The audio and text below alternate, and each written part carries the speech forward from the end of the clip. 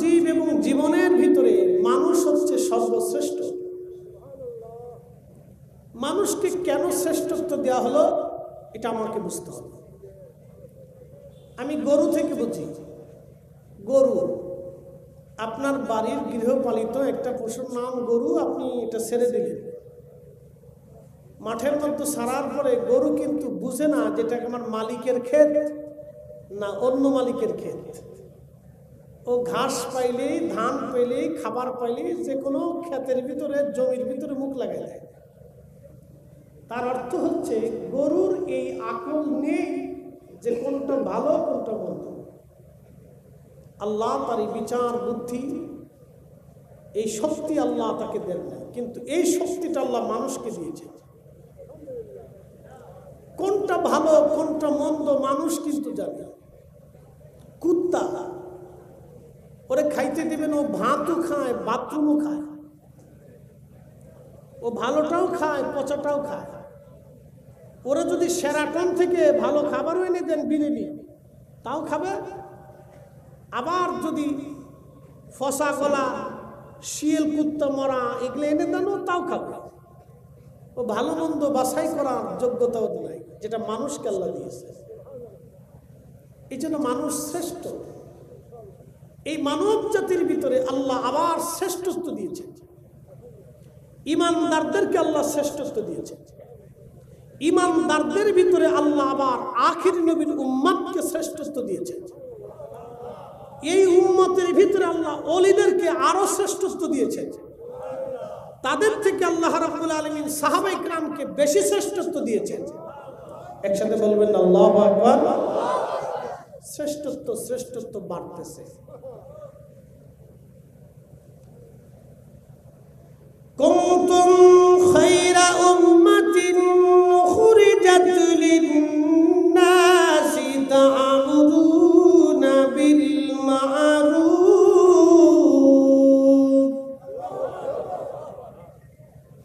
আমি তোমাদেরকে শ্রেষ্ঠত্ব দিয়েছি, সর্বশ্রেষ্ঠ জাতি বানাইয়া তোমাদেরকে পৃথিবীতে পাঠিয়েছি।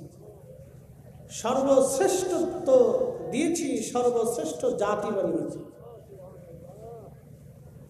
আমি তোমাদেরকে সর্বশ্রেষ্ঠত্ব দিয়েছি, সর্বশ্রেষ্ঠ জাতি বানিয়েছি।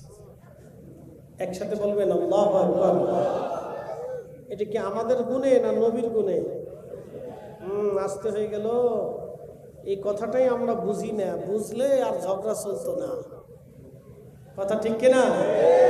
এই কথাটাই বুঝি না, বুঝি না। সবাই যদি বুঝতো তাহলে আর ঝগড়া হতো না, মতানৈক্য থাকার কথাই না।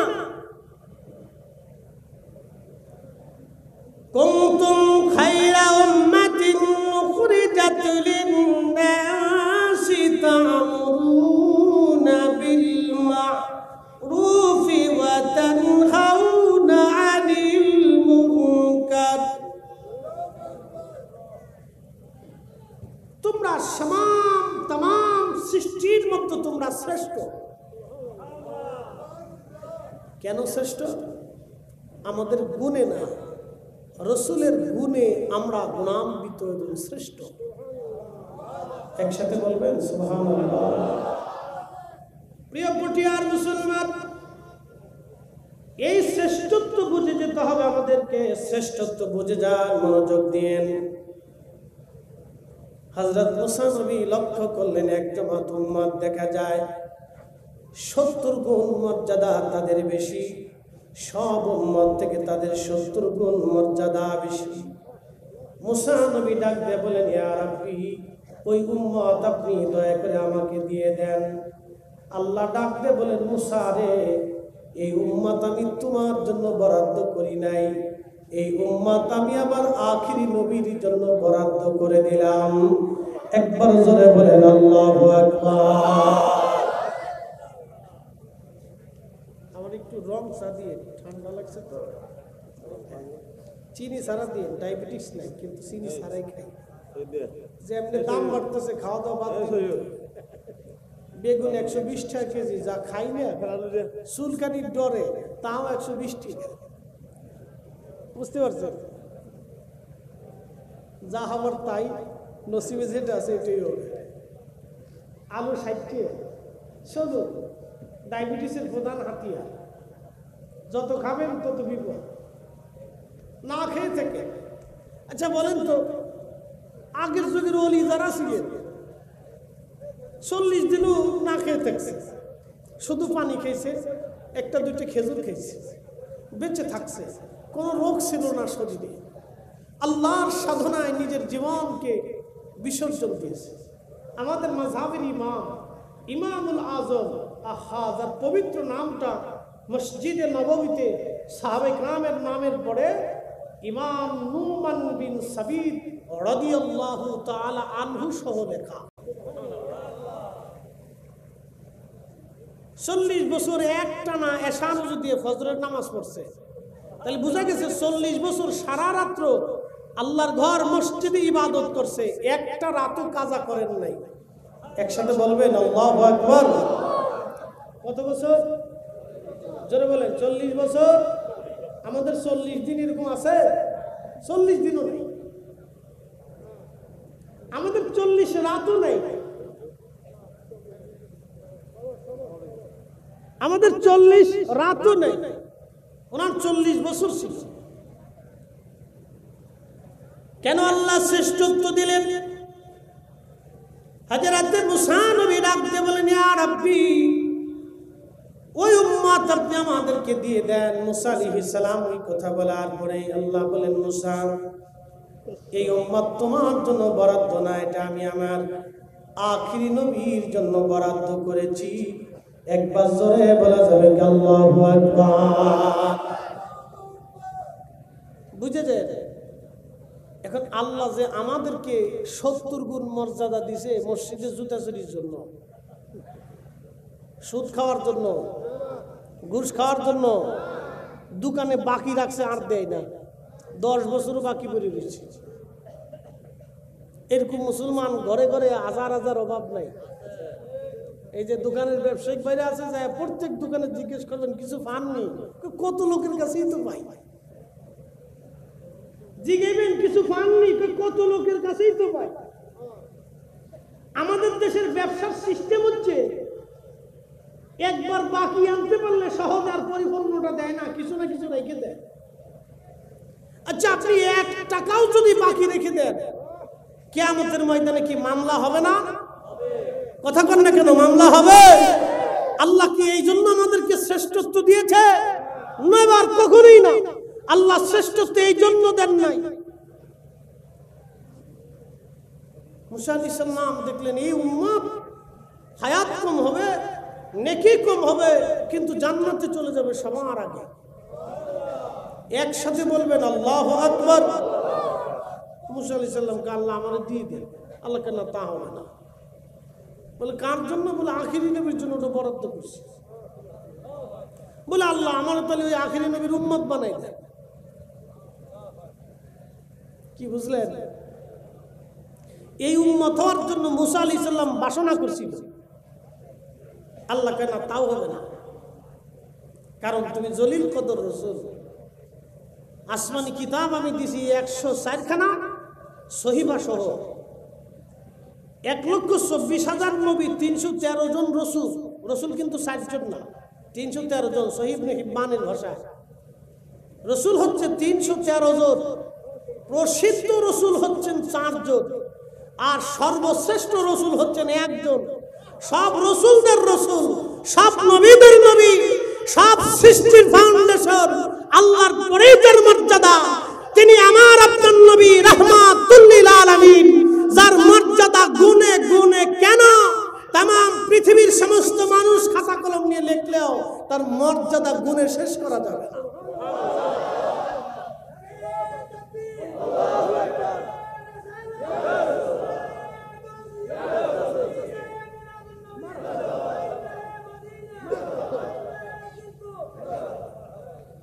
অনেক ভাইরা আমাদেরকে বলবে যে আপনারা রসুলের প্রশংসা করতে করতে আল্লাহর উপরে উঠান। আচ্ছা, আল্লাহর উপরে উঠানোর কোনো সুযোগ আছে? আল্লাহ কি মেসালহীন না মেসালওয়ালা? আল্লাহর তো কোনো মেসালই নেই। তো মেসাল যেখানে নাই সেখানে আমরা উপরে কেমনে উঠাবো? প্রিয় পটিয়ার মুসলমান, হযরত মুসা নবী ডাক দিয়ে বলেন, ইয়া রাব্বি, নবীর উম্মত আমার রব আমার আল্লাহ বলেন, মুসা তা হবে না। শুধু মুসা নবী না রে, এমন কোন নবী নাই রে যে নবী এই নবীর উম্মত হওয়ার বাসনা না করেছিল। হযরত ঈসা রুহুল্লাহ মস্ত বড় পাথরের পাহাড়ের পাশ দিয়ে তিনি হেঁটে হেঁটে যান। ঈসা আলাইহিস সালাম তাকায় দেখলেন মস্ত বড় সাদা মার্বেল পাথর, খুবই চকচকে ধবধবে সাদা পাথর। পাথরের চারপাশ দিয়ে ঈসা নবী ঘুরে আর বলে, ইয়া রাব্বি, এত সুন্দর পাথর তুমি বানাইছো, জীবনে এত সুন্দর পাথর আমি দেখি নাই আল্লাহ। পাথরের মধ্যে কি আছে বলবানি? আল্লাহ ডাক ডাকা, ঈসা রে, তোমার হাতের লাঠিখানা দিয়ে পাথরে আঘাত করো। সঙ্গে সঙ্গে পাথরে আঘাত করলেন, মাঝখান থেকে পাথরখানা ভেঙে দুইটা টুকরা হয়ে গেল। আর ঈসা রুহুল্লাহ দেখলেন পাথরের মধ্যে দাঁড়ায়া সবুজ একটা লাঠির উপরে ভর দিয়ে আল্লাহর একজন বান্দা আল্লাহর জিকির আদায় করতেছে। জোরে বলেন আল্লাহু আকবার। আপনার কাছে আশ্চর্য মনে হবে যে পাথরের ভিতরে মানুষ কিভাবে জিকির করে। এটা অবান্তর গল্প মনে হবে। এটা মায়ের পেটের ভিতরে বাচ্চা কিভাবে নড়ে, মায়ের পেটের ভিতরে বাচ্চা কিভাবে বাঁচে, মায়ের পেটের ভিতরে বাচ্চার খাবার কে দিছে, মায়ের পেটের ভিতরে বাচ্চার আপনার অক্সিজেন কে দিয়েছিল, মায়ের পেটের ভিতরে আপনার পানি কে দিয়েছিল, মায়ের পেটের ভিতরে আপনার পুষ্টি কে দিয়েছিল, মায়ের পেটের ভিতরে যিনি পুষ্টি দিয়েছিলেন, যিনি অক্সিজেন দিয়েছিলেন, যিনি বাতাস দিয়েছিলেন, যিনি পানি দিয়েছিলেন, যিনি রক্ত দিয়েছিলেন, যিনি খাবার পৌঁছে দিয়েছিলেন, যিনি আপনার সব মায়ের পেটে ব্যবস্থা করেছিলেন, তিনি ওই আল্লাহ পাথরের ভিতরে মানুষ বাঁচাইতেই পারে। কি কথা ঠিক কিনা? মায়ের পেটের ভিতরে খাবার কে দিছে? জোরে বলেন। দুনিয়াতে কে দেয়? যিনি মায়ের পেটে খাবারের ফয়সালা করতে পারলেন, তিনি কি দুনিয়াতে ফয়সালা করতে পারে না? তো এই বিশ্বাস যদি থাকে তাহলে মানুষ এখনো ঘুষ খায়। তার মানে বুঝা গেল 100% আল্লাহর প্রতি বিশ্বাস নাই। আল্লাহতে ইয়াকিনওয়ালা, আখিরাতে বিশ্বাসীওয়ালা, আল্লাহর রাসূলের মহব্বত করনেওয়ালা কখনো 2 নম্বরই করতে পারে না, সুদ ঘুষ খাইতে পারে না, অন্যায় কাজ করতে পারে না, জুলুম করতে পারে না। কি কথা কথা কেন? আখিরাতে বিশ্বাসীওয়ালা, এক আল্লাহতে ইয়াকিনওয়ালা এবং কবরে বিশ্বাসীওয়ালা, আল্লাহ রাসূলের ইশকওয়ালা কোন উম্মতে কাজ করতে পারে না।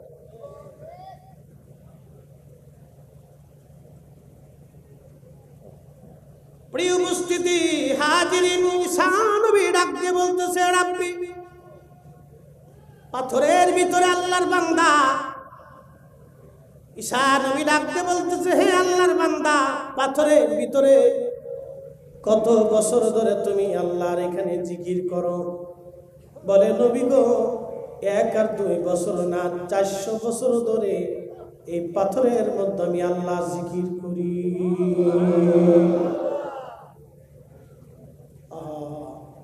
হযরত ঈসা নবী ডাক দিয়ে বলতেছে, 400 বছর ধরে তুমি কি খাও? তোমারে আমার রব কি খাওয়ায় বলো? আল্লাহর বান্দা বলতেছে, হুজুর, এই পাথরের মধ্যে আল্লাহ একটা আঙ্গুর গাছ লাগাইছে, ওই আঙ্গুর খেয়ে খেয়ে 400 বছর ধরে আমি পাথরের ভিতরে আল্লাহর ইবাদত করি। হযরত ঈসা রুহুল্লাহ ডাক দেখে, রাব্বি, 400 বছর ধরে দুনিয়ার জঞ্জাল মুক্ত রেখেছ, দুনিয়ার সন্তান, স্ত্রী, পুত্র, পরিজন, সমাজ, সমাজ, রাষ্ট্র, রাজনীতি, অর্থনীতি, বিদ্যানীতি, পেটনীতি, সব নীতি থেকে আলাদা করে শুধু পাথরের মধ্যে নির্জনে নিবৃতে দাঁড়ে 400 বছর ধরে একবারে একাগ্র চিত্তে কিনের সাথে খুবই বিশ্বাসের সাথে 400 বছর ধরে তুমি তার ইবাদত করাইতেছো। আল্লাহ, এর চাইতেও দামি মর্যাদাওয়ালা কোনো মানুষ দুনিয়াতে আর আসেনি বলো, নবীরা সারা। আল্লাহ নবী ঈসা রুহুল্লাহর প্রশ্নের জবাবে আল্লাহ ডাক দিয়ে বলেন, ঈসা রে আহা, এর চাইতে দামি শ্রেষ্ঠ মানুষ আমি আল্লাহ দুনিয়াতে পাঠাবো। বলে রাব্বি তারা কারা? আল্লাহ ডাক দিয়ে বলেন, ঈসা রে, তারা আমার আখিরি নবীর উম্মত, রহমতের নবীর উম্মত, হাবিবের উম্মত। একবার জোরে বলবেন কি আল্লাহু আকবার। শ্রেষ্ঠ নবী দিলাম রে তরিয়ে নিতে রোজ হাসরে, ঠিক কিনা? শ্রেষ্ঠ নবী দিলাম রে তরিয়ে নিতে রোজ হাসরে, পথ না ভুলি তাই তো দিলে পাক কুরআনের বাণী খুদা, তোমার মেহেরবানি। সুন্দর ফল সুন্দর ফল মিঠা নদীর পানি খুদা, আহা খুদা তোমার মেহেরবানি। তুমি কতই দিলে রতন ভাই বাড়াদার পুত্র স্বজন, ক্ষুদা পেলে অন্ন যোগাও মানি চাই না মানি, খোদা তোমার মেহেরবানি। সুন্দর ফল সুন্দর ফল মিঠা নদীর পানি, খোদা তোমার মেহেরবানি। সালাত নেয়া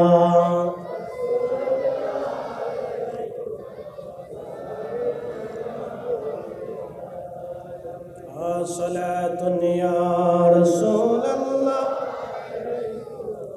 سلام يا حبيب الله، خبر لو يا رسول الله، خبر لو میرے مولا میرے آقا، خبر لو صلاة يا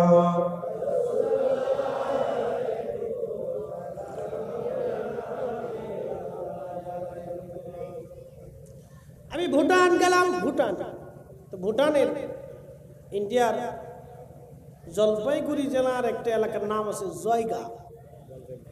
হ্যাঁ, জলপাইগুড়ি জেলার জয়গাতে মাহফিল। তো মাহফিল শেষ করে এখানে ভুটানের বর্ডার আছে। তা আমাকে মুসল্লিরা নিয়ে গেল যে হুজুর চলে একটু ভুটান ঘুরে আসে। ঠিক আছে চলে। ইন্ডিয়ান পাসপোর্ট দিয়ে তখন ইন্ডিয়ান ভিসাতে ভুটান ঢোকা যেত। এখন কি আছে জানি না, বেশ অনেক আগে, 7-8 বছর আগে। তো ভুটানের একটা বৌদ্ধ মন্দির আছে, জাতীয় বৌদ্ধ মন্দির। আমাদের যেমন জাতীয় মসজিদ বাইতুল মোকাররম, ওদের জাতীয় মন্দির আছে। পাহাড়ের সাইডে পাহাড় কেটে, পাথরের পাহাড় কেটে খুব সুন্দর করে ওরা মন্দির নির্মাণ করছে। এটা তাদের ধর্মের বিশ্বাস। কোনো ধর্ম নিয়ে কটাক্ষ করা আমাকে আল্লাহ ইখতিয়ার দেয় নাই। যেন কোনো ধর্ম নিয়ে আমি কটাক্ষ করি না, এটা ওনার বিশ্বাস, উনি আল্লাহর কাছে জবাব দিবেন। তবে আমারটা সত্য, এটা আমি নির্ভুলভাবেই জানি। কথা ঠিক কিনা? ইসলাম সত্য, কোনো সন্দেহ? একসাথে বলেন, কোনো সন্দেহ? প্রত্যেক ধর্মে একাধিক খোদার অস্তিত্ব আছে। আবার বলি, প্রত্যেক ধর্মে একাধিক খোদার অস্তিত্ব আছে। উইদাউট মুসলিম, একমাত্র মুসলমান ধর্মে এক খোদায় বিশ্বাসী। লা ইলাহা, জোরে বলেন লা ইলাহা। আমরা শুধু এক আল্লাহতে বিশ্বাসী। পৃথিবীর সমস্ত ধর্মে একাধিক খোদায় তারা বিশ্বাসী। যেমন সনাতন ধর্মে যারা আছে, আমাদের দেশে যারা হিন্দু বলে আমরা চিনি, তাদের বিশ্বাস হচ্ছে বিদ্যার দেবতা আছে, খাবারের দেবতা আছে, সূর্যের দেবতা আছে, মাছের দেবতা আছে, গাছের, এরকম তাদের 33 কোটি দেবতার একটা অস্তিত্ব তারা বিশ্বাস করে থাকে। কিন্তু আমাদের বিশ্বাস, আমাদের রব কয়জন? একসাথে বলেন কয়জন? এক আল্লাহতে যে বিশ্বাসী, সে অন্যায় করতে পারে না। কথা বলেন। এইবার ঠিক বলবেন না, আমি জানি এবার ঠিক খুব কম হবে, এবার আওয়াজটা একটু দুর্বল হয়ে যাবে। এক আল্লাহতে যিনি বিশ্বাসী সে কখনো জুলুম করতে পারে না। এক আল্লাহতে যে বিশ্বাসী তার অহংকার থাকতে পারে না, কারণ অহংকার একমাত্র আল্লাহ। অহংকার একমাত্র কার? এক আল্লাহতে যে বিশ্বাসী সে ক্ষমতা পাওয়ার পরে দাম্ভিক হতে পারে না, কারণ ক্ষমতার মালিক আল্লাহ। যারা বলেন ক্ষমতার মালিক, আমি আপনাদেরকে বুঝাইতেছি, এক আল্লাহতে যে বিশ্বাসী সে ক্ষমতা পাওয়ার পরে দাম্ভিক হতে পারে না। সে ক্ষমতা আসার পরে সে দাম্ভিক হতে পারে না, কারণ সে এক আল্লাহতে বিশ্বাসী। তার জানা উচিত আমি সকালে বাচ্চা আসি, বিকেলে নাও থাকতে পারি, কারণ ফাইসালা ওখান থেকে আসে, আর সে মহল্লা থেকে আসে, আমাদের কোনো ফাইসালা নেই। প্রিয় উপস্থিতি, একমাত্র ইসলাম ধর্মটাই এক খোদায় আমরা বিশ্বাসী, এক আল্লাহতে বিশ্বাসী। যদি বেশি খোদা পৃথিবীতে হতো তাহলে কি হতো আমি আপনাদেরকে বোঝাই। প্রত্যেক দিন সকালবেলা সূর্য উদিত হয়, নির্দিষ্ট টাইমে সূর্য উদয় হয়। আবহাওয়া অধিদপ্তর আপনাকে বলে দিবে কালকে সূর্য উদয় হবে সকাল 5:45 সূর্য উদয় হবে। আবার শীতকাল গরমকালের সূর্য উদয়ের ভিন্নতা হবে। শীতে রাত বড় হয়ে যায়, গ্রীষ্মকালে রাত ছোট হয়ে যায়, দিন বড় হয়ে যায়। শীতকালে দিন ছোট হয়ে যায়, রাত বড় হয়। সূর্য উদয় হবে, সূর্য নির্দিষ্ট টাইমে উদয় হয়। 1 ঘন্টা পরেও হবে না, 1 ঘন্টা আগেও হবে না। যদি খোদা 2 জন হতো তাহলে একজন সূর্যের খোদা, একজন আলোর খোদা, আর একজন রাতের খোদা। একজন দিনের খোদা আর একজন রাতের খোদা। 2 খোদা কিলিকিলি করত, মারামারি করত। এক খোদাই বলতো সূর্য 10 মিনিট পরে উঠাবো, আর এক খোদাই বলবো না আমার 10 মিনিট আগে সূর্য লাগবে। 2 খোদা মারামারি করে শেষ হয়ে যাইতো, রাশিয়া ইউক্রেনের যুদ্ধ করা লাগতো না, ঠিক কিনা? 2 খোদাই শেষ। বান্দার আর যুদ্ধের দরকার ছিল না, খোদাই খোদাই যুদ্ধ করে শেষ হয়ে যেত। কারণ সবাই যার যার পাওয়ার দেখানোর চেষ্টা করতো। যেমন আমাদের দেশে রাজনীতিবিদরা যার যার রাজনৈতিক দলের পাওয়ার দেখাইতে চায়। ডোন্ট মাইন্ড, মনে কিছু নিয়ে না, সবাই চায় আমি খালি শক্তি দেখাবো।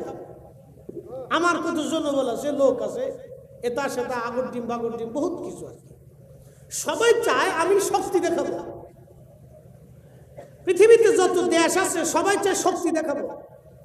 রাশিয়া মনে করে আমি শক্তি দেখাবো, আমেরিকা মনে করে আমি শক্তি দেখাবো, ইরান মনে করে আমি শক্তি দেখাবো, ইসরায়েল ভাবে আমি শক্তি দেখাবো, উত্তর কোরিয়াকে আমি শক্তি দেখাবো, দক্ষিণ কোরিয়াকে আমি শক্তি দেখাবো। সবাই শক্তি দেখাইতে চায়, কিন্তু বলেন তো শক্তির মালিক কে? একসাথে বলবেন কে? উনি শক্তির মালিক। উনি শক্তিমান ফেরাউনকে চুবিয়ে মারছিল, উনি শক্তিমান নমরুদকে জুতা দিয়ে পিটিয়ে মারছিল, উনি শক্তিমান কারুনকে মাটির নিচে ধসিয়ে দিয়েছিল, উনি শক্তিমান চেঙ্গিস খানের কবর পৃথিবীতে নিশ্চিহ্ন করে দিয়েছিল, উনি শক্তিমান হালাকু খানকে পৃথিবী থেকে বিদায় করে দিয়েছিল, উনি শক্তিমান পৃথিবীর বড় বড় সাম্রাজ্যকে নিশ্চিহ্ন করে দিয়েছেন। উনি একই শক্তিমান, তিনি সেই মহান মালিক যার শক্তির রাজত্ব এখনো টিকে আছে, তখনও ছিল, আগামীতেও টিকবে। তিনি এমন একজন রসুলকে আমাদের মাঝে পাঠিয়েছেন, তিনি সেই রসুল কিয়ামত পর্যন্ত এই রসুলের দামান, এই নবীর পতাকা, এই রসুলের আদর্শ, এই রসুলের শিক্ষা, এই নবীর দীক্ষা কিয়ামত পর্যন্ত জমিনে থাকবে। কথা বলেন ঠিক যাবে, আর সবারটা নিশ্চিন্ন হবে, কিন্তু ওনারটা টিকে থাকবে।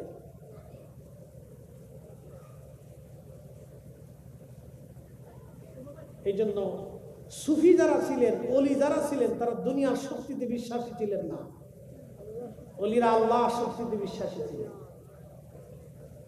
এই জন্য পৃথিবীর কোন ওলিকে দেখবেন না কোনোদিন কোনো মসনদ নিয়েছে, কোনো ইতিহাসে নাই। যদি দেখাইতে পারেন তো হাতে চুরি পড়ব।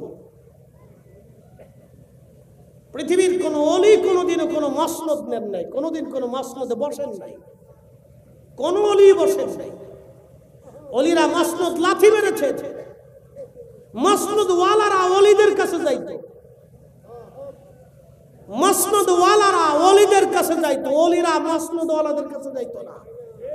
মসনদ ওয়ালারা ওলিদের কাছে যাইতো, ওলিরা কোনোদিন মসনদ ওয়ালাদের কাছে যাইতো না।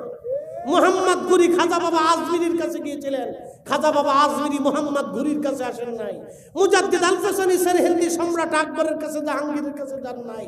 জাহাঙ্গীর সম্রাট জাহাঙ্গীর হযরত মুজাদ্দিদ আল ফসানির কাছে গিয়েছিলেন। খাজা বাহদাবানি নকশবন্দি সম্রাট হুমায়ুনের কাছে যান নাই, সম্রাট হুমায়ুন ওনার কাছে গিয়েছিলেন। হযরতে সুলতান মাহমুদ গজনবী উনার কাছে আলী ফাহমদি আবুল হাসান খেরকানি আসেন নাই, উনি আবুল হাসান খেরকানির কাছে গিয়েছিলেন। পৃথিবীর মসনদ ওয়ালারা ওলিদের কাছে যাইতেন, ওলিরা মসনদ ওয়ালাদের কাছে আসতেন না। কোন নজির নেই, কোন নজির আপনি দেখাইতে পারবেন, কোন ইতিহাসে নেই। ইমাম আজম, ইমাম আবু হানিফা, ইমাম শাফিঈ, ইমাম মালিক, ইমাম হাম্বলি, পৃথিবীর বড় বড় আইম্মে کرام, উলামে کرام, ফুদালে کرام, বড় বড় মুহাদ্দিসে کرام কোনদিন মসনদের কাছে যান নাই। কোন নজির নাই, দেখাইলে দেখাইতে পারেন, একটা ইতিহাস দেখান। পৃথিবীর কোন মুহাদ্দিস, ইমাম বুখারী, ইমাম মুসলিম, ইমাম তিরমিজি, ইমাম ইবনে মাজাহ, ইমাম নাসাই, ইমাম হাকিম, পৃথিবীর কোন ইমাম, কোন মুহাদ্দিস, কোন মুফাসসির, কোন ফকিহ কোনদিন কোন মসনদের কাছে যান নাই। মসনদ আলালা ওনাদের কাছে আসে। একসাথে বলবেন না আল্লাহু আকবার। না আপনি দেখান, ইতিহাস থেকে বলতেছি। হ্যাঁ তকবীর লাগবো না, জিমে গেছে গা পাবলিক যে আপনি পোল্ট্রি মুরগি খায় না, জিমে কি হবে? এই জন্য যুগে যুগে অলির তা টিকে থাকে, মসনদওয়ালারা হারিয়ে যায়, কিন্তু অলির জিয়ারত টিকে থাকে, অলিদের সিলসিলা টিকে থাকে, অলিদের বারকা টিকে থাকে, কিন্তু মসনদওয়ালারা হারাই যায়, মসনদ থাকে না। বাংলাদেশে কত প্রধানমন্ত্রী আসবে, কত রাজনীতি আসবে, কত দল আসবে, সব হারাই যাবে, কিন্তু শাহজালাল টিকেই থাকবে। ঠিক আসতে বলেন, বলেন, উনি টিকেই থাকবে। ভারতে প্রধানমন্ত্রী আসবে, কত নেতা আসবে, কত সৈন্য সামন্ত আসবে, কিন্তু খাজা আজমিরি টিকেই থাকবে, টিকেই থাকবে। কারণ ওনারা খুশি করছে কাকে? শাহানশাহে শাহানশাহী, বাদশার বাদশাকে খুশি করছে, বাদশার বাদশাকে খুশি করছে।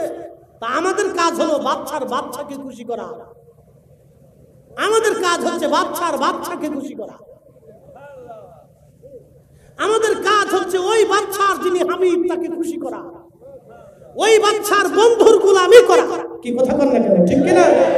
রাসূলের গোলামি করা, যার গোলামি করে পৃথিবীতে মানুষ দুনিয়া আখিরাতের বাদশাহী নিয়েছে। মুকুটহীন, সাম্রাজ্যহীন, সৈন্য সামন্তহীন, মন্ত্রণালয়হীন বাদশাহী তারা নিয়েছে, যার কারণে যুগে যুগে যুগে যুগে যুগে যুগে কোটি কোটি মানুষ তাদের জিয়ারতে শুধু যাইতে থাকে, যাইতে থাকে, যাইতে থাকে, বন্ধ হয় না।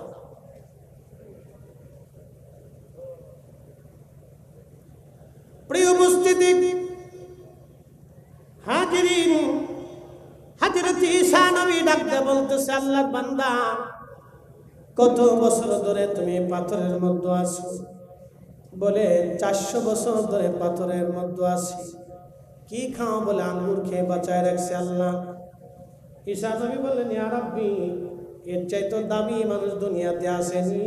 আল্লাহ বলেন, হ্যাঁ, এর চাইতে দামি মানুষ আমি দুনিয়াতে বানাবো। বলে তারা কারা? বলে তারা আখিরি নবীর উম্মত। সুবহানাল্লাহ, কি বলি ভাইয়া?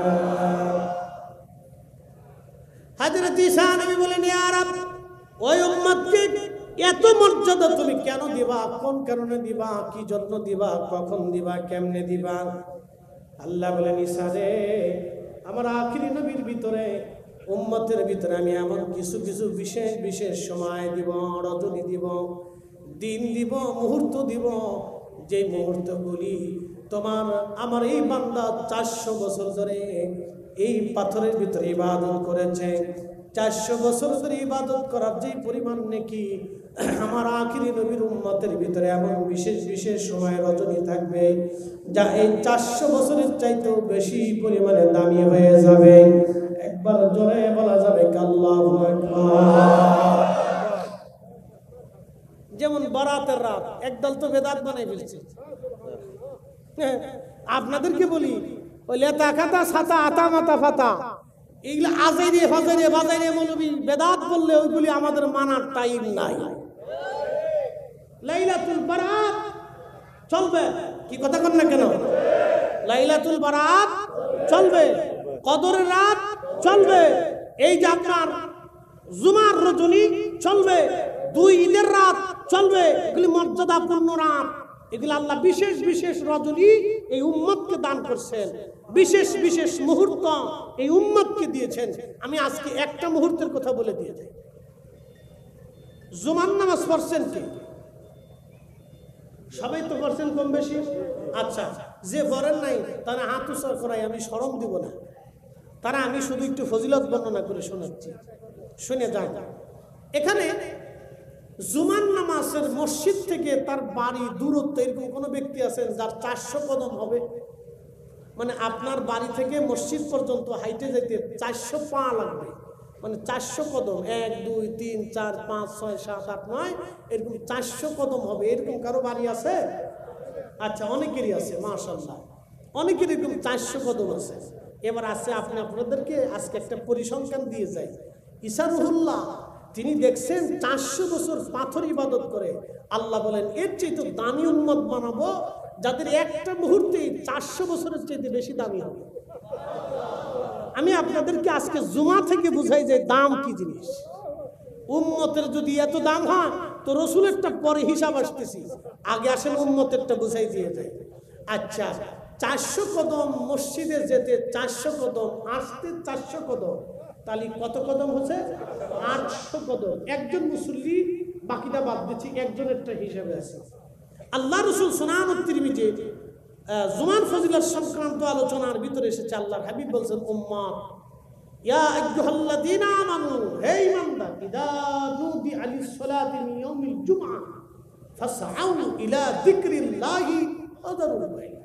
হে ঈমানদার, জুমার নামাজের আজান পড়ার পরে বেচা বিক্রি, ব্যবসা বাণিজ্য, ঘর সংসার সব কিছু ছেড়ে দিয়ে তুমি মসজিদের দিকে আল্লাহর স্মরণে জুমা আদায় করার জন্য রওনা হয়ে যাও। কেন? রাসূল করিম বলতেছেন উম্মত রে, জুমার জন্য গোসল করে পাক সাজে সুন্দর পোশাক পরিধান করে, জুমার নামাজে খয়রাতি পোশাক পরেন না, খয়রাতি পোশাক জুমাতে পরেন না, ঈদের দিনে খয়রাতি পোশাক পরেন না, সর্বোত্তম দামি ভালো পোশাকটা পরবেন। আল্লাহ যদি সামর্থ্য দিয়ে থাকে তো দামিটা পরবেন, আর সামর্থ্য না দিলে যা আছে ওটা পরিষ্কার করে পরিচ্ছন্ন করে আতর গোলাপ লাগাইয়া সুন্দর করে খুব সুন্দরতার সাথে মসজিদে যাবে, খয়রাতি সিস্টেমে যায় না। হযরত আল্লাহর নবী বলতেছেন সাহাবীরা জুমার নামাজ পড়ার জন্য বান্দা রওনা হয়ে গেলেন, হাঁটা শুরু করলেন, হেঁটে হেঁটে মসজিদে রওনা হয়ে মসজিদে গেলেন, ইমাম সাহেবের কাছাকাছি বসলেন, খুতবা শুনলেন, ধীর স্থিরতার সাথে জুমা আদায় করলেন, কোনো কথাবার্তা ফায়সা, কোনো অবাঞ্ছিত অবান্তর কথাবার্তা না বলে আল্লাহর ইয়াদে জুমার নামাজ আদায় করে আবার জুমার নামাজ পড়ে পায়ে হেঁটে হেঁটে তার বাড়িতে চলে আসছে। প্রত্যেক কদমে কদমে 1 বছরের নফল রোজা এবং 1 বছর ধরে বিরামহীন 24 ঘন্টা করে ইবাদত করলে যেই পরিমাণ নেকি আমল নামায় লিখে দেওয়া হবে, 1 বছরের নফল রোজা এবং 1 বছরের সারা বছরে বিরামহীন নেকি আমল নামায় প্রত্যেক কদমে কদমে লিখে দেওয়া হবে। অর্থাৎ প্রত্যেক কদমে কদমে 1 বছরের নেকি তার আমল নামায় দেওয়া হবে। একসাথে বলেন আল্লাহু আকবার। ঈসা নবীর উম্মত পাথরে কত বছর? জোরে বলেন। আপনি মসজিদে গেছেন আর আসছেন তাতে 800 বছর হয়ে গেছে না। সুবহানাল্লাহ বাড়ি যায় কন্যালি তাবারক খাইয়ে তারপরে সুবহানাল্লাহ একসাথে বলেন সুবহানাল্লাহ। ঈসা আলাইহিস সালামের উম্মত কত বছর? আর আপনি এক জুমাতে শুধু গেছেন আর আছেন, তাতে 800 বছর হয়ে গেছে। আর জোরে জোরে জুমার নামাজ এখনো আপনি জুমার নামাজ যে পড়ছেন সেই সওয়াব তো আছেই, শুধু হাইটে গেছেন আর আসছেন, প্রত্যেক কদমে কদমে 1 বছরের নেকি, বিরামহীন ইবাদতের নেকি, তাও সাথে রোজাও আছে। তাহলে এরকম যদি 800 কদম হয় তাহলে 800 বছর, যদি 1000 কদম হয় তো 1000 বছর, যদি 2000 কদম হয় 2000 বছর, যদি 500 কদম হয় 500 বছর, 50 কদম হলে 50 বছর, 20 কদম হলে 20 বছর। এক জুমাতেই যদি উম্মতের এত ফজিলত হতে পারে, তাহলে বাকি ফজিলতগুলি এখনো পড়ে রয়েছে। এইজন্য ঈসা আলাইহিস সালাম বললেন, ইয়া রাব্বি, তাহলে আমার ওই নবীর উম্মত বানায় দেন। এই জন্য উনি শেষ জামানা এই নবীর উম্মত হয়ে পৃথিবীতে আসবে।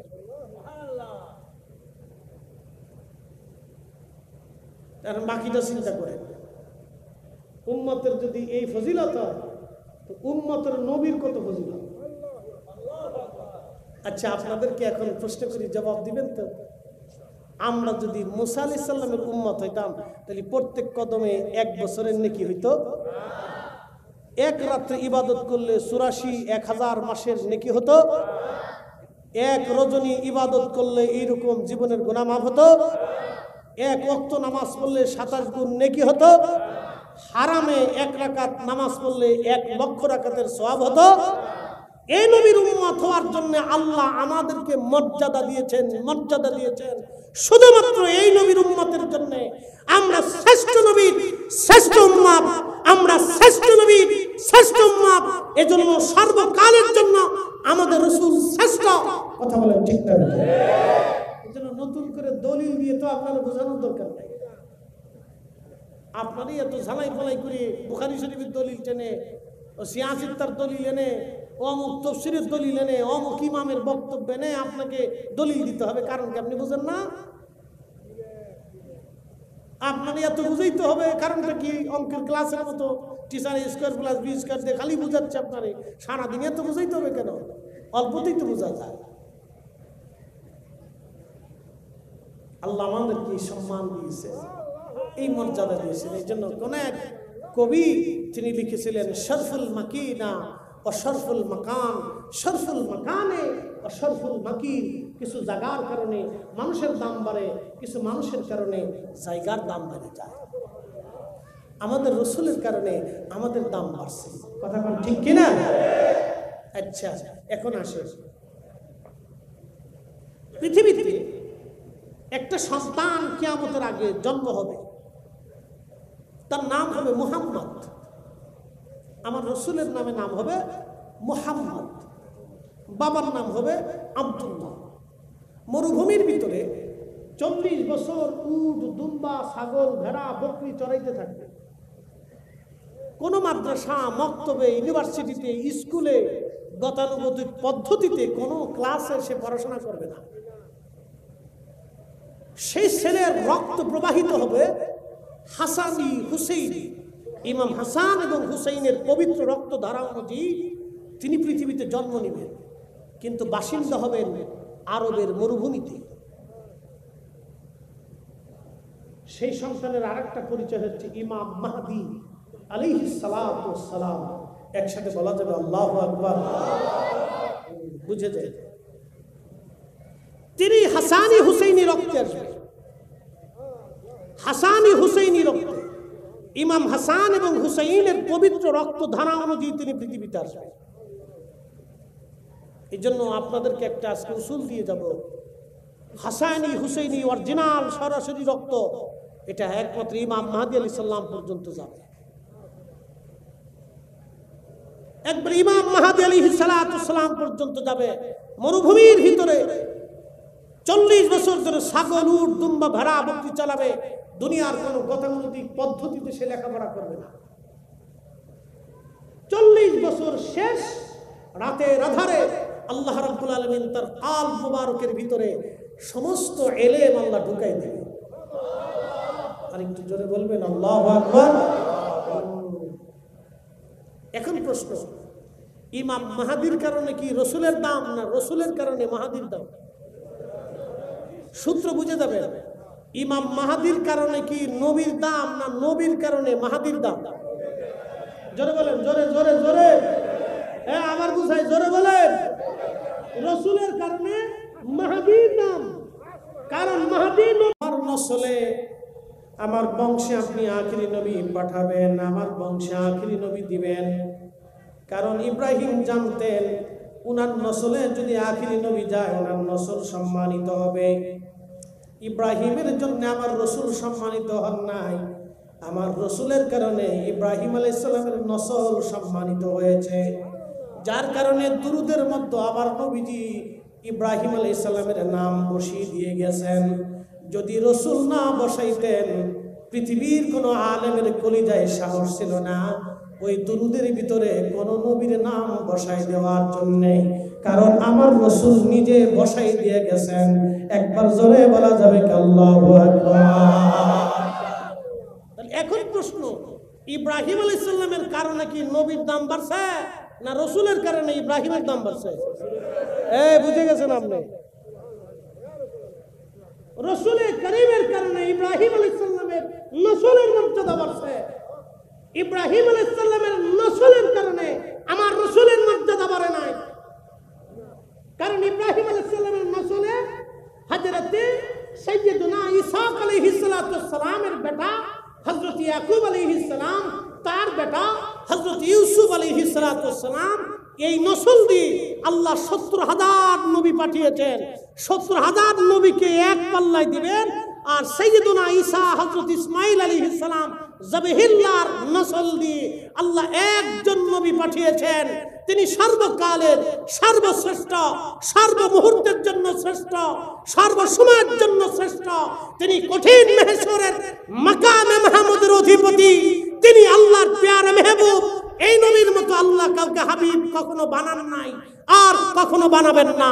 তিনি এমন একজন নবী যার সুপারিশে বেহেশতের ভিতরে বেহেশতীদের মর্তবা মর্যাদাকে আল্লাহ আরো বুলন্দ করে বেহেশতের উচ্চ আসনে বান্দাকে আসীন করবে রসুলের সিগনেচার সুপারিশের কারণে।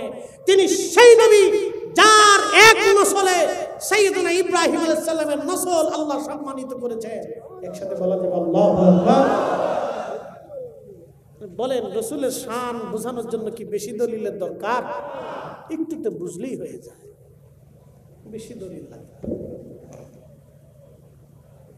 এই জন্য কবি বলতেছেন শরফুল মাকিনা ওয়া শরফুল মাকান, শরফুল মাকানে ওয়া শরফুল মাকিন।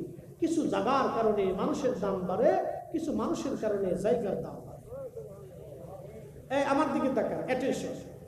আমাদের এক ভাই তিনি বক্তব্যে বলেছেন যে রসুলকে দেখলে জাহান্নাম হারাম হবে, জান্নাতে চলে যাবে, এমন কোনো ডকুমেন্টস আমাদের কাছে নাই। উনি বলতে পারেন, কারণ বলার স্বাধীনতা তো আছে। কি কথা ঠিক না? বলার স্বাধীনতা আছে, উনি বলতে পারেন। ওনার বলার স্বাধীনতা আমার এই ভাইয়ের আছে, বলতে পারে। কিন্তু এখন আপনাদেরকে প্রশ্ন করি, শুধু বুঝলে জবাব দিবেন। হযরত আবু বকর সিদ্দিক রাদিয়াল্লাহু আনহুর দাম শুধু কি নামাজে, রোজা, জিকিরে, ফিকিরে, না রসুলের সহবতের কারণে? সহজভাবে বুঝবেন, বেশি কঠিন কিছু না। সাহাবায়ে কেরামের মর্যাদা, তারা সাহাবী, সাহাবুন নবী, তারা রসুলের সাহাবী, নবীর সাথী, নবীর সঙ্গী। কেন?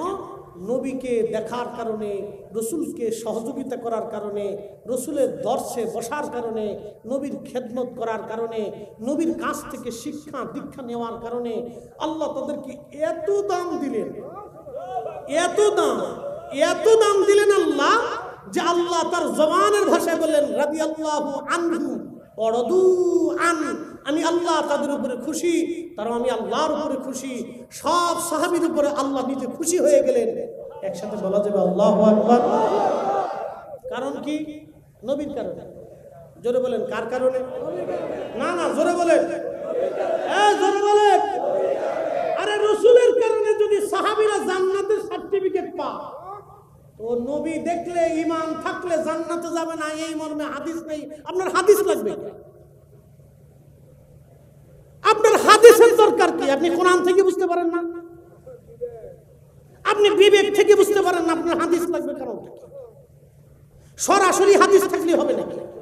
আপনাকে বুঝে যেতে হবে যে নবীর দর্শে থাকার কারণে, রসুলের মজলিসে বসার কারণে এক একজন সাহাবী আসহাবী কান নুজুম, আকাশের নক্ষত্র তুল্য হয়ে গেছে, এত মর্যাদা হয়ে গেছে যে আল্লাহর নবী দুনিয়াতে 10 জন সাহাবীকে সরাসরি জান্নাতের সার্টিফিকেট দিয়ে দিয়েছে। আর জোরে বলেন আল্লাহু আকবার। আচ্ছা, ফাতেমা নাম কি? ফাতেমা, তার লকব কি? সাইয়্যিদাতুন নিসাই আহলিল জান্নাহ, রাওয়াহুল বুখারী। তিনি সমস্ত মহিলার জান্নাতের সাইয়্যিদিনী, সরদারিন। আচ্ছা বলেন তো, তাকে এই মর্যাদা আল্লাহ কেন দিলেন? আল্লাহর রাসূলের মহব্বত এবং নবীর বেটি হওয়ার কারণে। কি কথা ঠিক কিনা? আচ্ছা, ফাতেমা দিয়ে কি নবী, না নবী দিয়ে ফাতেমা? জোরে বলেন। নবী দিয়ে ফাতেমা, ফাতেমা দিয়ে নবী না। আল হাসান ওয়াল হুসাইন সাইয়্যিদা শাবাবি আহলিল জান্নাহ। হাসান আর হুসাইন দুইজন জান্নাতের যুবকদের সাইয়্যিদ, শিরোতাজ।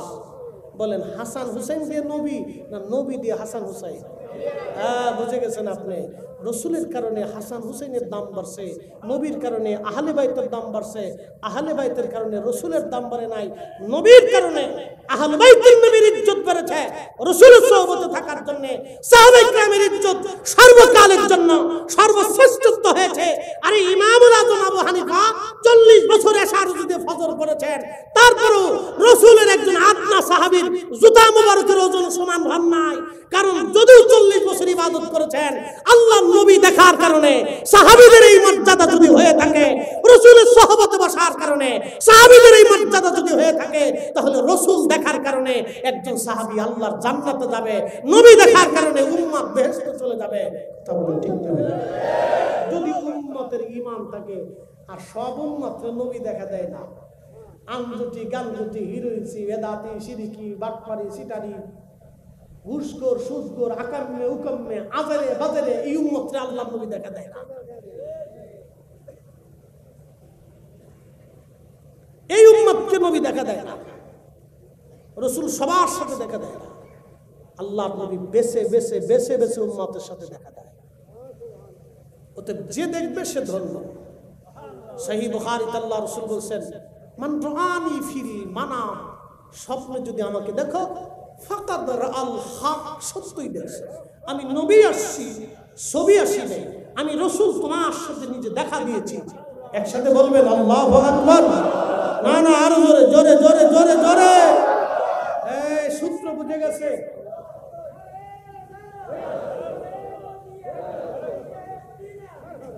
আচ্ছা বসে, আপনাদের কি বুঝাইতে পারছি? সূত্র সহজ, কঠিন কিছু না, একবারে সহজ সূত্র। প্রিয় উপস্থিতি, হাজিরিন, হযরত ইমাম মাহদী দুনিয়াতে আসবেন। 40 বছর বয়সে আল্লাহ রাব্বুল আলামিন এক রজনীতে তার কলবের মধ্যে আল্লাহ সমস্ত বিদ্যা ঢুকিয়ে দিবেন।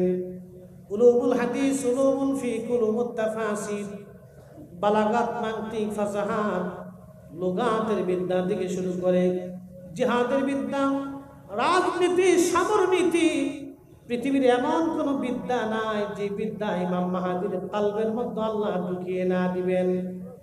সমস্ত বিদ্যা তার কলবের মধ্যে দিয়ে দিবেন, কারণ তিনি এমন একজন সমরবিদ হবেন, এমন একজন প্রশাসক তিনি হবেন, এমন একজন রাজনীতিবিদ, এমন একজন যোদ্ধা, পৃথিবীর কোন যুদ্ধে তিনি হারবেন না।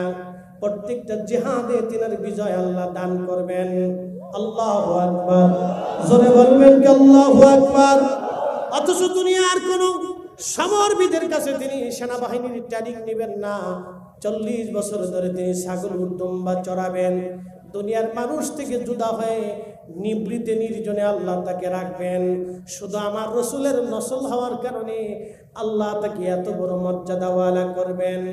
হযরত ইমাম মাহদী হারাম শরীফে নামাজ রক্তের সময় পূর্ব মুহূর্তে দাঁড়িয়ে থাকবেন। আল্লাহ ঈসা রুহুল্লাহকে আসমান থেকে নামাবেন। বর্তমান সিরিয়ার ফিলিস্তিন, যেটাকে শাম বলা হয়, বর্তমান ফিলিস্তিন, লেবানন, জর্দান, লিবিয়া, এবং সিরিয়া থেকে শুরু করে মিশরের এক বিরাট অংশ মিলেছিল শাম। এই অঞ্চলকে শাম বলা হতো। এই শামের মূল বিজনেস সেন্টার ছিল বর্তমান গাজা। আগে নাম ছিল আসকালান। এই জায়গাটাই ছিল হযরতে সুলাইমান আলাইহিস সালামের বিরাট বড় রাজদরবার। তিনি এত সুন্দর রাজদরবার বানিয়েছিলেন। তিনি সাগরের বাহিনীকে শাসন করতেন, জমিনের বাহিনীকে শাসন করতেন, জিনদেরকে শাসন করতেন, পক্ষী পক্ষীদেরকে তিনি শাসন করতেন। বিরাট বড় রাজদরবার ছিল তিনার। বিরাট বড় একটা তখ্ত ছিল তিনার। এই তখ্তের মধ্যে চড়ে সুলাইমান আলাইহিস সালাম সারা পৃথিবী ঘুরে ঘুরে ঘুরে ঘুরে আসতেন। বাতাসকে ওনার নিয়ন্ত্রণাধীন করে দিয়েছিলেন আমার আল্লাহ। পাখি বাহিনী ছিল, জিন বাহিনী ছিল, মানব বাহিনী ছিল। তাম পৃথিবীর প্রত্যেকটা ইঞ্চি জমিনের বাদশাহী আল্লাহ তাকে দিয়েছিলেন। এমনকি জিন জাতির বাদশাহী আল্লাহ তারে দিয়েছিলেন। এত বড় বাদশাহী আল্লাহ তারে দিয়েছিলেন। এই ফিলিস্তিনের বাইতুল আকসা, বর্তমানে গাজা, এটার নাম ছিল আসকালান। এই জায়গাটা ছিল সুলাইমান আলাইহিস সালামের রাজধানী। এই অঞ্চল পৃথিবীর আদি থেকে যুদ্ধ বিধ্বস্ত। বহু যুদ্ধ এই জমিনে হয়েছে। লক্ষ লক্ষ কোটি কোটি মানব সন্তান এই জমিনে জীবন দিয়েছে, রক্ত দিয়েছে। আজও যারা রক্ত ঝরাইতেছে, মনে রাখবেন ওই ইহুদিদের অস্তিত্ব ওই জমিনে থাকবে না। এখানে মুসলমানরাই বিজয় লাভ করবে। আল্লাহু আকবার। আমার রাসূলের কথায় বিশ্বাস আছে? আল্লাহ রাসূলের কথা বিশ্বাস আছে? সাদাকাল্লাহুল মাওলানাল আযীম।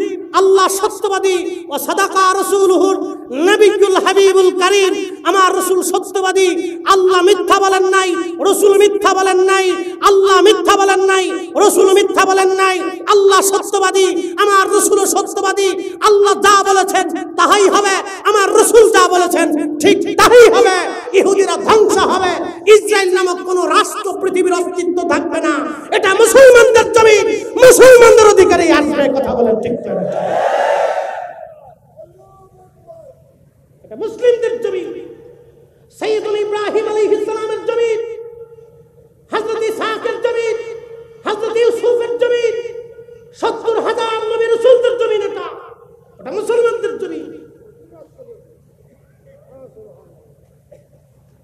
কিন্তু বড় আফসোস আর সত্য হলো, আরো বিশ্বের রাজা বাচ্চারা খালি বউ নিয়ে ঘুরে দিচ্ছে। এক একটা বউ ৩০টে, ১৫টা, ২০টে। এটা মানুষ না গরু আমি বুঝি না কিছু। আচ্ছা বলেন তো, একজন ১৫টা বউ দিয়ে কি করে? হ্যাঁ, কতটা নিকৃষ্ট জাতি। আল্লাহর কোরআনের আইনের বাহিরে মাসনা সুলাসা রুবা, ৪টে পর্যন্ত স্ত্রী একসঙ্গে একভাবে ৭ জন স্ত্রী আল্লাহ রাখার অনুমতি দিয়েছেন। ৫ম নম্বর স্ত্রী কেউ যদি রাখে, ৫ম নম্বরটা তার জন্য হারাম হবে। যতবার মিলন হবে ততবার জানা হবে। যে কয়টা বাচ্চা হবে সব কয়টা হারাম জাদা হবে, একটাও হালাল জাদা হবে না। আপনি ঠিক বললেও ঠিক, না ঠিক বললেও ঠিক। আল্লাহর কোরআনের ঠিক। এরা এসে আমার দেশে ৮ টাকা তারাবি বানাইছে। যত ফিতনা শুধু আমাদের দেশে ঢুকাইছে। ইমানের ভিতরে ভেজাল ঢুকাইছে, আমলের ভিতরে ভেজাল ঢুকাচ্ছে। আমরা উচিত কথা বললে আপনারা বলবেন হুজুর আলেমদের বিরুদ্ধে চারণ করে। আমরা আলেমদের বিরুদ্ধে চারণ করি না, আমরা নীতির বিরুদ্ধে চারণ করি। ১৪৫০ বছর ধরে এই জমিনের মুসলমান হকের উপরে আছে। কথা বলেন ঠিক না বেটে? আমরা রাসূলের তরিকায় নামাজ পড়ি, আমরা কোন ইমামের তরিকায় নামাজ পড়ি না। আমরা আল্লাহর রাসূলের তরিকায় নামাজ পড়ি। নবী যেই তরিকা শিক্ষা দিয়ে গেছেন আমরা সেই তরিকায় নামাজ পড়ি।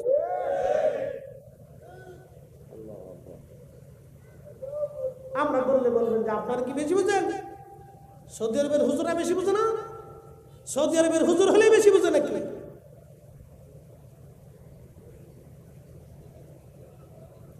প্রিয় উপস্থিতি, হযরতে সাইয়্যিদুল ইমাম মাহদী মক্কাতুল মুকাররমা হারাম শরীফে নামাজের জন্য বসা। হযরত ঈসা রুহুল্লাহকে আসমান থেকে আল্লাহ নামাবেন ফিলিস্তিনে। সাদা মিম্বার বিশিষ্ট, গম্বুজ বিশিষ্ট একটা মসজিদ হবে। এই মসজিদের মিনারাতে সাইয়্যিদুনা হযরত ঈসা রুহুল্লাহকে আল্লাহ নামাবেন। ঈসা রুহুল্লাহ আলাইহিস সালামকে নামানোর পরে তিনি নবী হয়ে আসবেন না, তিনি এই নবীর উম্মত হয়ে পৃথিবীতে আসবেন। সহিহ বুখারীর কিতাবুল ফাতানের মধ্যে এসেছে হযরত ঈসা রুহুল্লাহকে নামানোর পরে দুই ফেরেশতার কাঁধে ভর দিয়ে তিনি ঈসা নবীকে আল্লাহ জমিনে নামাবেন। নামানোর পরে ঈসা রুহুল্লাহ আলাইহিস সালাম তিনি ওখান থেকে মার্চ করবেন, মুসলমানদেরকে নিয়ে তিনি মার্চ করবেন। সুদূর বাইতুল আকসা থেকে সরাসরি তিনি হেরেমে চলে আসবেন। ইমাম মাহদী আলাইহিস সালাম হেরেমে ওনার জন্য অপেক্ষা করতে থাকবে। মুসলমানদেরকে নিয়ে উনি সরাসরি ইমাম মাহদী আলাইহিস সালামের কাছে আসবেন। নামাজের সময় হয়ে যাবে, একামত চলতে থাকবে। ইমাম মাহদী ডাক দিয়ে বলবেন, হুজুর আপনি আজ হেরেমে নামাজ পড়ান। হযরত ঈসা রুহুল্লাহ আলাইহিস সালাম বলবেন, মাহদী আমি এই উম্মতের ইমাম হওয়ার জন্য আসি নাই, আমি এই উম্মতের পিছনে নামাজ পড়ার জন্য আমি এসেছি। একবার জোরে বলা যাবে কি আল্লাহু আকবার? এই হাত উঁচু করে বলেন আল্লাহু আকবার, আর জোরে বলেন আল্লাহু আকবার। এই উম্মতের এত দাম হলে তো উম্মতের নবীর দাম কত হতে পারে? এ পাগলা বয়, আপনি একটু চিন্তা করেন তো, এই উম্মতের দাম কত? মসজিদে জুতা চুরি করে, কি কথা কর না কেন? জোরে বলেন, এই উম্মত মসজিদে জুতা চুরি করে, তাই ঠিক। আপনি আপনার বোনকে রাত্রিবেলা একটু ছেড়ে দেন তো, সন্ধ্যার সময় একা একা যান। আপনার ভাষা দিয়ে আমি বলতে পারবো না যে আমাদের দেশে কি পরিমাণে হায়ানার জন্ম হয়েছে, কি পরিমাণে হায়ানা, আমার যুবক শ্রেণী কি পরিমাণে হায়ানা আপনি কল্পনাও করতে পারবেন না। কি পরিমাণে হায়ানা, শিয়াল কুত্তাকেও পর্যন্ত এরা হার মানিয়ে ফেলছে। আপনার শুনলে দেখলে লজ্জা করবে যে যুবক শ্রেণী কি পরিমাণে হায়ানা হয়েছে। আপনি ছেড়ে দেন আপনার বোনকে, আপনার মেয়েকে ছেড়ে দেন, রাস্তায় যান, এখান থেকে চট্টগ্রাম এখন ছেড়ে যান, যে বলেন যে তুমি চট্টগ্রামে একা একা যাও। আপনার শরীর শিহরে যাবে, শরীর থেকে ঘাম বের হতে থাকবে যে আমার মেয়েটা ঠিক মতো পৌঁছাইছে কিনা। আমরা সে জাতি, অথচ আমরা মুসলিম, অথচ আমরা মুসলিম। খেলাফতের জামানাতে, হযরত ওমরের জামানাতে, আবু বকরের জামানাতে, উসমানের জামানাতে, আলীর জামানাতে, ইমাম হাসানের জামানাতে, হযরত ওমর ইবনে আব্দুল আজিজের জামানাতে আরে নারীর দিকে হাত বাড়ানো তো দূরের কথা, কল্পনা পর্যন্ত যুবকরা করার সাহস পাইতো না, কারণ ইসলামী শাসন ব্যবস্থা এরকম ছিল। কথা বলেন ঠিক না? এই জন্য আল্লাহ রাসূল বলেন, তোমরা আমার সুন্নাত মানবে, ফালাইকুম বিসুন্নতি ওয়া সুন্নাতিল খুলাফায়ে রাশিদিন আল মাহদী। শুধু আমার টাইম মানবে না, আমার পরে খুলাফায়ে রাশিদিনের আদর্শকে মেনে চলবে।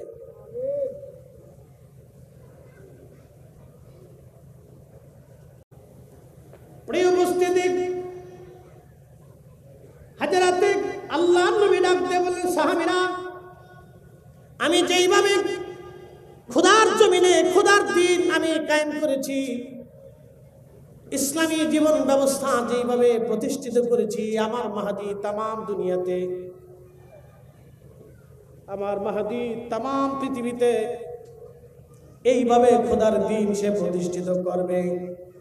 পৃথিবীর এমন কোন ইঞ্চি মাটি থাকবে না যে ইঞ্চি মাটির মধ্যে আমার মাহদী খোদার দিন প্রতিষ্ঠিত না করবে। একবার জোরে বলা যাবে কি সুবহানাল্লাহ?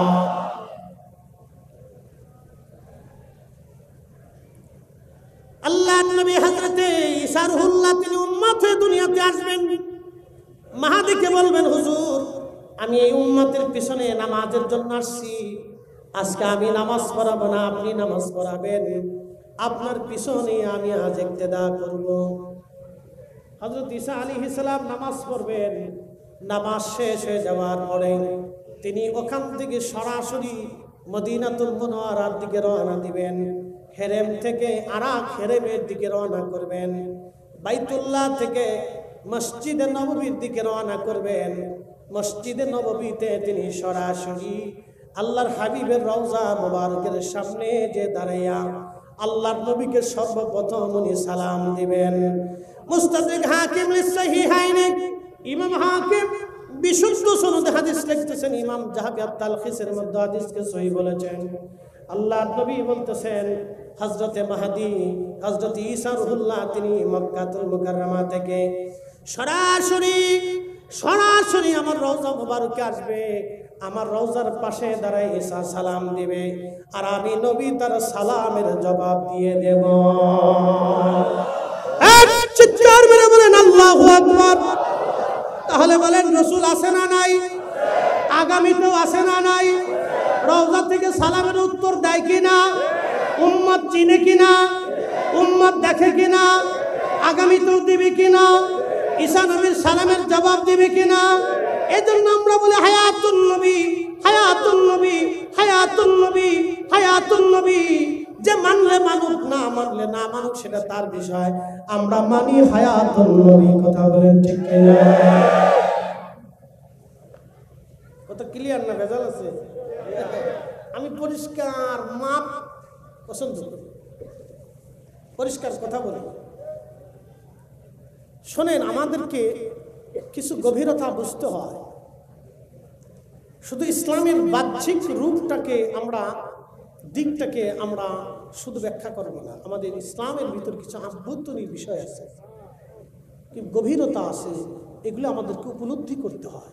যেমন আমি আপনাদেরকে বুঝাই, এখানে আমরা পৃথিবীতে 3 ধরনের চিকিৎসা পদ্ধতি আছে। একটা হচ্ছে অ্যালোপ্যাথিক, আর একটা হচ্ছে হোমিওপ্যাথিক, আর একটা হচ্ছে কবিরাজি। আছে না? সারা ওয়ার্ল্ডই আছে। একটা হচ্ছে অ্যালোপ্যাথিক, একটা হোমিওপ্যাথিক, আর একটা হচ্ছে কবিরাজি।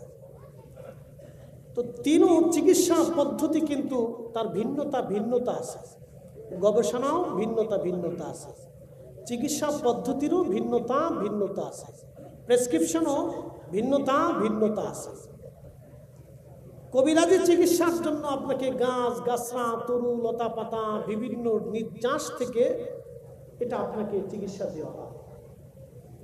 আচ্ছা বলেন, গাছের ভিতরে উপকারিতা কি আমরা দিছি না আল্লাহ দিছি? একই গাছ, তুলসী পাতা, আপনি এটাকে শেষে প্রক্রিয়া করে বাসক পাতা দিয়ে, মধু দিয়ে যদি আপনি সেবন করেন, তা আপনার ঠান্ডা কাশির নিরাময় হবে। তুলসী পাতা, এটার ভিতরে একটা গুণাবলী আল্লাহ দিছে, ওটা কিন্তু ওই মাটি থেকেই হয়েছে। একই মাটি থেকে তুলসী পাতা, ঠিক একই মাটি থেকে আল্লাহ আর একটা পাতা দিছে, ধুত্রা পাতা। নাম তো জানেন, ধুত্রা পাতা বা ধুত্রা গাছ। এটা কাঁটা বিশিষ্ট ফল হয়। তো এই ধুত্রা পাতা যদি আপনি রস বানায় সেবন করেন, তো আপনার লুঙ্গি আর জায়গায় থাকবে না। লুঙ্গি খুলে আপনি মাথায় বেঁধে সানা পটিয়ে পরে ঘুরবেন আর বলবেন যে ডক্টর ইউনুসরে আমি এদেশে তাড়াবো। ও কি বুঝে? আমি ডক্টর ইউনুস। তা বুঝতেছেন আপনি কি হয়ে গেছেন? আপনার লুঙ্গি জায়গা নাই, লুঙ্গি শেষ। কারণ কি? একই পাতা আপনি সেবন করছেন, পাগল হয়ে গেছেন। ঠিক ওই একই পাতা, ধুত্রা পাতা, যদি আপনি ডাক্তারি রুলস অনুযায়ী, সূত্র অনুযায়ী যদি আপনি সেবন করেন, তাহলে আপনার খুজলি, পাতলা, একজিমা, খাইজেলি, চুলকানি, এটা ভালো হবে। কবিরাজি করে দিয়ে গেলাম আর কি, খালি ওয়াজ করলে তো হবে না, একটু কবিরাজির দরকার আছে। কিন্তু যদি আপনি এখানে সেবন করতে প্রক্রিয়া অনুযায়ী সূত্র ভুল করেন, তাহলে আপনি পাগল হবেন। আর যদি সূত্র ঠিক থাকে, তাহলে আপনি নিরাময় হবেন, আপনি সুস্থ হবেন। আর যদি সূত্র ভুল করেন, তাহলে অসুস্থ হবেন। ইসলামের কোরআন সুন্নাহর বিদ্যা হচ্ছে এইরকম, যদি আপনি সূত্র মতো থাকেন তাহলে জান্নাত পাবেন, নতুবা আপনি জাহান্নামে চলে যাবেন।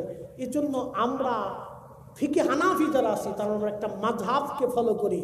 যারা মাযহাব ফলো করে না, তারা হলো এই যে ধুত্রা পাতা নিজের মতো করে সেবন করে পাগল হইলে যা হয়, আর ধুত্রা পাতা ডাক্তারের শাস্ত্র অনুযায়ী সেবন করলে নিরাময় হয়।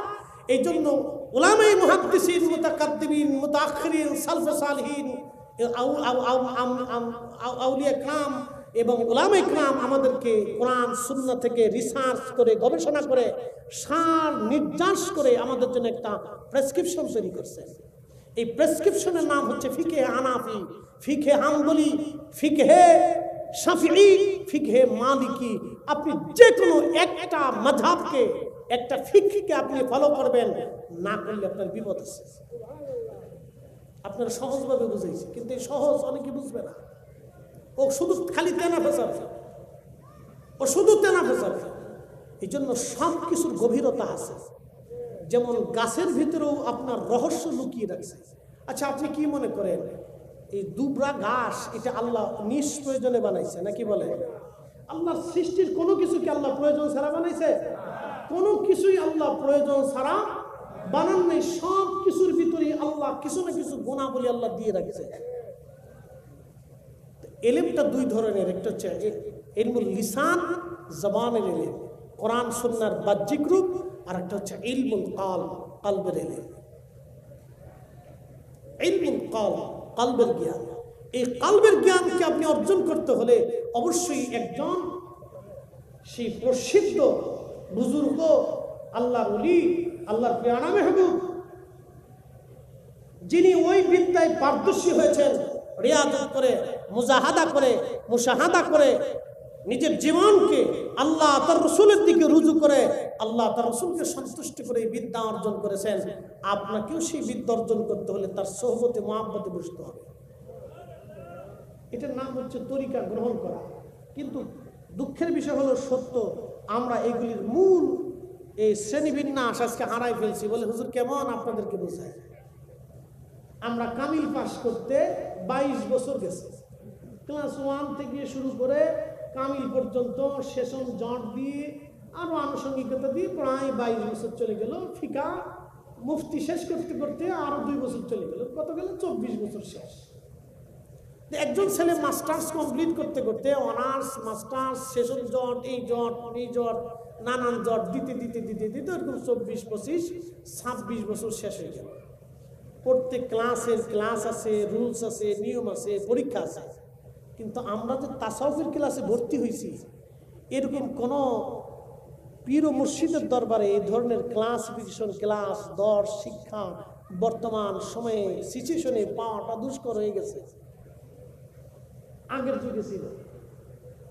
এই জন্য আগের যুগে জায়গায় জায়গায় অলি পয়দা হতো, জায়গা জায়গা অলি পয়দা হতো, সুফি পয়দা হতো। কিন্তু এখন এটা অভাব হয়ে গেছে, খুব অভাব হয়ে গেছে, খুব পাওয়াটা দুষ্কর, কঠিন হয়ে গেছে। এই জন্য এটার জন্য একটা ক্লাস আছে, এই ক্লাসে ভর্তি হতে হবে জায়গা মতো। সেখানে দর্শ আছে, শিক্ষা আছে। আপনি যদি দেখেন সাধু সন্ন্যাসী, হিন্দু, বৌদ্ধ, খ্রিস্টান, তাদের সাধু সন্ন্যাসী যদি দেখেন, দেখবেন তারাও ক্লাস করে, বৌদ্ধরা ক্লাস করে, তাদেরকে বলে বৌদ্ধ ভিক্ষু। প্রতিনিয়ত তারা ক্লাস করে, তারা তাদের ধর্মের উপরে দীক্ষা নেয়, শিক্ষা নেয়, ওটা নিয়ে উপর গবেষণা করে। এরপরে যদি দেখেন আপনি সাধু সন্ন্যাসী, ভারতে দেখবেন কিছু হিন্দু সাধু আছে যারা ল্যাংটা, সারা বছর ল্যাংটা থাকে, কাম শুরু করে না। হাসার কিছু নেই, বুঝতে হবে সে তার ধর্ম অনুযায়ী সে ল্যাংটা রয়েছে, সে ওই মন্ত্রতন্ত্র সাধনা করে, মন্ত্রতন্ত্র সাধনা করে। আচ্ছা বলেন তো, একটা লোক তার মন্ত্র সাধনার জন্য যদি সারা জীবন ল্যাংটা থাকতে পারে, আর আপনি আল্লাহ রসুল পাওয়ার জন্য কি মসজিদে 5 ওয়াক্ত যাইতে পারবেন না?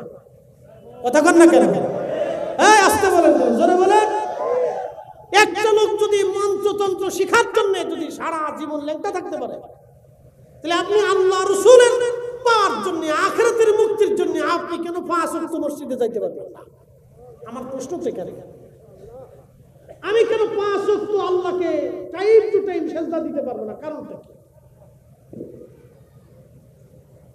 এই জন্য ফিরে আসেন আল্লাহর দিকে, ফিরে আসতে হবে আল্লাহ রসুলের দিকে। যদি আমরা ফিরে আসতে পারি, তাহলে আল্লাহর পক্ষ থেকে আমাদের জন্য একটা সুসংবাদ আছে। একসাথে বলেন তো আল্লাহু আকবার। আল্লাহু আকবার ওয়ালিল্লাহিল হামদু। বিসমিল্লাহির রাহমানির রাহিম।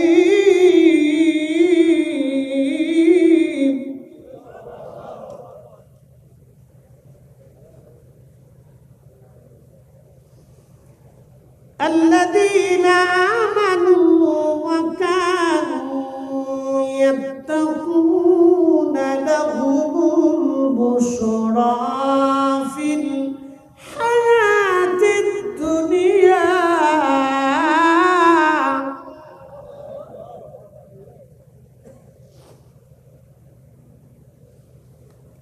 লাহুমুল বুশরা ফিল হায়াতিদ দুনিয়া। ভালো কাজ থেকে শুনে রাখো, আমি রব ওয়াদা করতেছি, লাহুমুল বুশরা ফিল হায়াতিদ দুনিয়া, দুনিয়াতে তোমার জন্য সুসংবাদ, ও ফিল আখিরাতেও তোমার জন্য সুসংবাদ। একসাথে বলা যাবে আল্লাহু আকবার। একটু জবান খুলে আল্লাহুম্মা সাল্লি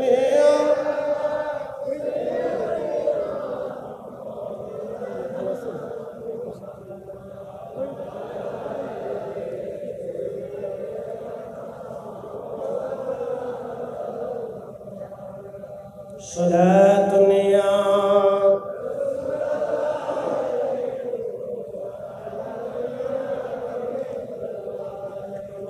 সালাতুন ইয়া রাসূলুল্লাহ।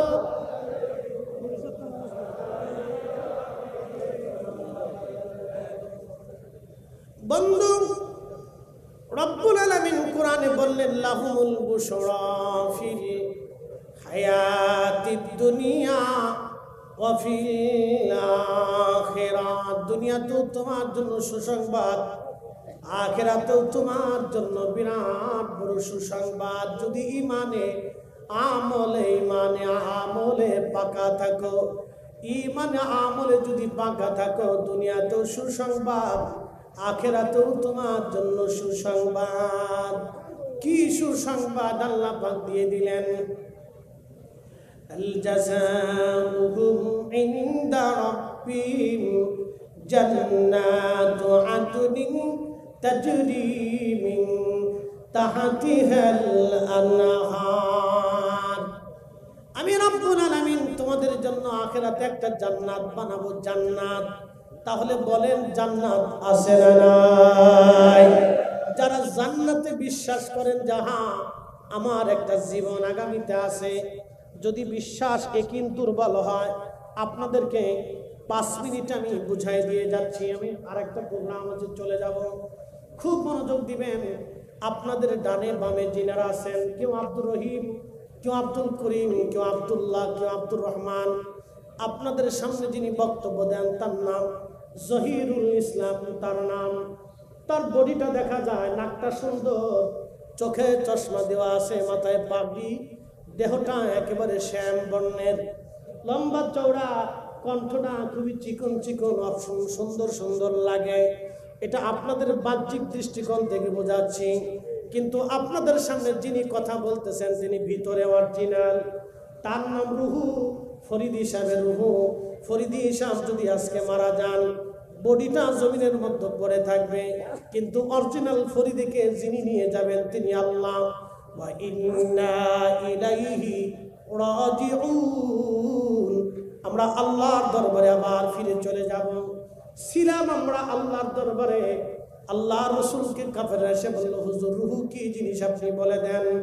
ওয়ায়াসআলুনাকা আনির রূহি কুলির রূহু মিন আমরি রাব্বি। আল্লাহ বলে দিলেন, হাবিব রুহু নিয়ে কাফেররা আপনাকে প্রশ্ন করে, জবান দিয়ে বলে দেন রুহুটা আল্লাহর হুকুম। যখন হুকুম আসবে তখন মায়ের রেহেমে 120 দিনের মাথায় আল্লাহ রুহু দিয়ে দেয়। 120 দিনের মাথায় আল্লাহ মায়ের রেহেমের ভিতর রুহুটাকে আল্লাহ দেহের মধ্যে দিয়ে দেন। আবার এই দেহ থেকে রুহু আল্লাহ নিয়ে চলে যাবেন। যিনি নিলেন তার নাম মালাকুল মউত। ফাইন্নাহু মুলাকিকুম।